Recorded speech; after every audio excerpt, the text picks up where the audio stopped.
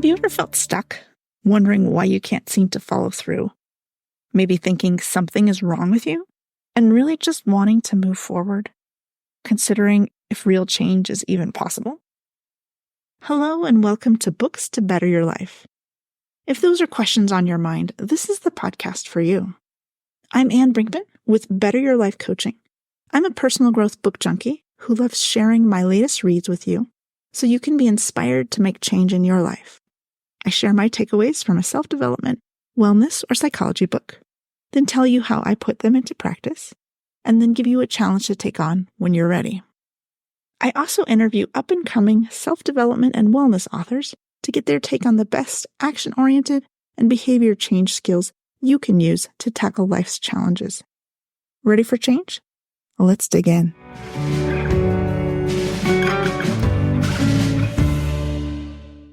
This month's book is The 2-Hour Cocktail Party. This book is for you if you've wanted to host a gathering but have been a little intimidated, or if you want to get to know more people but aren't sure how. And this can even be for you if you're on the introverted side or conversationally challenged side, as it gives you a structure to feel a little safer, and you're actually in a lot of control of many elements like the location, food selection, and who might be there. Now, this one isn't your typical self-help book. It's more of a how-to book. But if you actually follow the steps, you're probably getting out of your comfort zone, and that likely puts you in the personal growth realm. Not to mention, if we're talking about bettering your life, one way is certainly to expose yourself to other people and their interests, as you can when you host a party. So I first read this book a few years ago. I was inspired by it because I do like to have get-togethers, and this was pushing my comfort level a little bit with people I didn't know as well. However, I then didn't do anything with it until last month. I was on Nick Gray's email list, and he mentioned he was starting some accountability groups to actually host parties along with a book. I mean, by this point, he had already done hundreds of his own, and I guess inspired at least as many around the world. So his challenge at the time was, give $100, we'll have a group of others hosting parties around the country or world, and then you'll get your money back when you host your party. Nothing like the risk of losing money to hold me accountable. Okay, full book title is The 2-Hour Cocktail Party, How to Build Big Relationships with Small Gatherings. This is written by Nick Gray. In addition to party hosting, he also does some fun online things that puts himself out there. I remembered he offered a blind date weekend in Tokyo, and he put that offer on the internet. He got over 400 offers, and then he paid for the selected woman to fly out and have her own hotel room while on the blind date weekend. Anyways, that's the kind of spontaneous, slightly unusual perspective he has.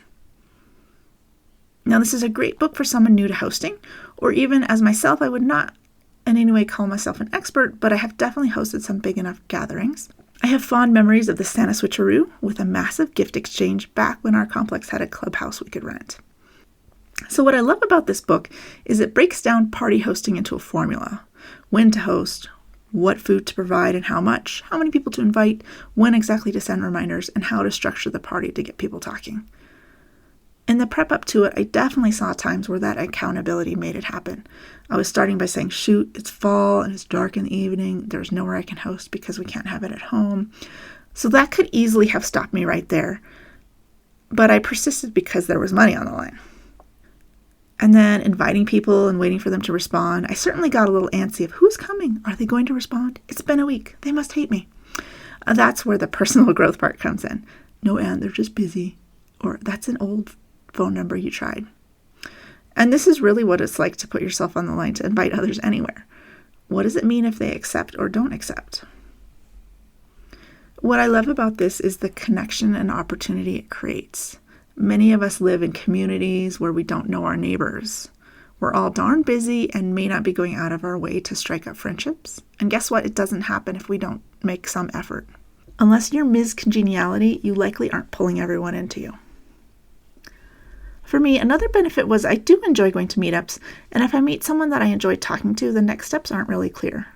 I'm not talking about dating, just building relationships. My husband would not appreciate me dating for meetups. But it's a similar idea. How do you get to that next level? For whatever reason, even as an introvert, I really like meeting new people. I enjoy hearing their story and learning about the quirks and just that new exposure. So this just lets me take it a little further than you might get when you just meet someone at a networking event or a meetup event or some other gathering. So let's talk about actually hosting the party. Like I said, it likely wouldn't have happened without this accountability group and a little money on the line. I reached out to about somewhere around 30 people and had roughly 15 attend, which I think is good numbers. Now, I want to say I do always hate for people to feel left out, so I do want to mention that I focused on people that lived around my city, so if you didn't get an invite and you want to come to one, just let me know. Now, if you're one of my invitees, I don't want you to think that I did this for the pod. I don't think that's an expression yet. Maybe it is now. I genuinely wanted you to be there and also meet other fun people. And I had so much fun. I totally arrived late, though. I'm working on that. I even kept a very sweet friend of mine waiting when she arrived early to help set up. Lessons here, friends will be accepting of your flaws to an extent. Maybe we don't need to test how far. Anyways, it totally stressed me to come late to my own mixer, and someday I'll learn I need more time to get ready than I usually plan for. However, some people like doing those setup activities, and my friends there at the start genuinely seemed to enjoy helping get it set up. Now, Nick Gray has this idea of icebreakers. I don't want to give too much away, but they were such a great way to get people comfortable. I'm pretty sure my guests enjoyed them, and I learned some really fun things about them. One of our icebreakers was to share about your first paying job. That was so fun to hear about who all were parking attendants, or working in a flower shop, or the library, or making CDs. And what was especially cool was that there were a couple couples there, and they learned some fun things they didn't know about each other yet. Really, the entire mixer could have been icebreakers, but that would sort of defeat the purpose of the icebreakers. As a bit of a foodie, I do like to have good food, and the structure here stopped me from over-planning as I usually do. I did not need to make anything, just pick up things, and that was for less than $100. Definitely, you could do way lower budget as well. I mean, I did have way too many carrots. I was still totally in host mode, so I'd probably try to cut back on that next time. I didn't find myself connecting with everyone or really fully participating in the conversation, feeling like I needed to be leading the event. So I will definitely be aware of that next time and possibly be more present. Now, my results from this were that I definitely reached out to people I would not have. Easily half of those people I would not have been messaging. I messaged someone I haven't seen in, 20 years in college, who literally lives in the city next door, but life. Also, a couple people I was still getting to know. It was nice to extend the invite to them to connect more. And so fun to see people who didn't know each other previously now getting along. Hey, I did that. And it continued after as well, because I reached out to others, some that could attend, some that didn't. I had lunch with 2 old colleagues, coffee with 2 different friends, a walk with another one, and I'm sure other connections I'm forgetting. Another aspect of this that was fun and connecting was the accountability group. One person was really excited about rock climbing, so he's developed a series of climbing socials patterned after these ideas. There was also someone from Brazil throwing himself a goodbye party. It was fun to remotely tag along. And we had at least 2 people throwing events in New York City. I was really inspired by a couple who had recently moved to a new apartment and had their own welcome party. What a great way to get to know your neighbors and not sort of wait to run into them when you have a bit of time and when it's convenient for everyone. It's really taking control of your social environment and building a community around you. So cool. Speaking of community, having this accountability group to do this was fun and also showed how some of these party anxieties are really just normal. Oh my gosh, no one's going to show up. Or we only had half the people who RSVP'd show up. And whatever happens, it doesn't really reflect on the host. It could be from what's going on in the city, bad timing, cold spreading around, just people's reluctance to get out of their homes. And I think just being part of that group and seeing what other people are going through helps you put your own experiences in that light and say, oh, it's not me. It's just things happening. This is just how work goes or people's lives goes or traffic goes. And one of the people in my cohort, Kat, shared that it didn't turn out how she expected. There were a lot fewer attendees than she had planned, but it was still absolutely worthy and awesome to connect with the people who came out to connect. And I think as I reflected on my own experience, this can be both a really big deal to do a party like this and also not a big deal at all. And by that I mean really big deal. And if you haven't done this, this can seem like either out of your league, or so many little things can come up that just stop you.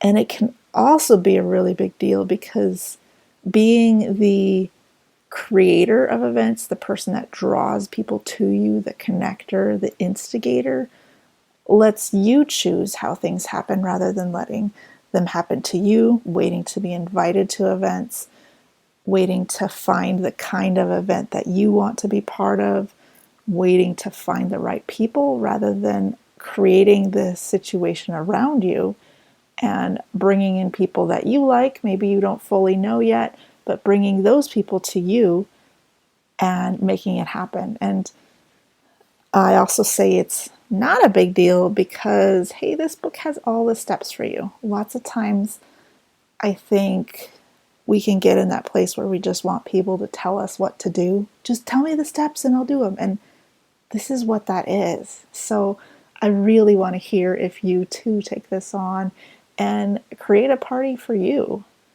Create a gathering, get together, cocktail party, however you want to call it.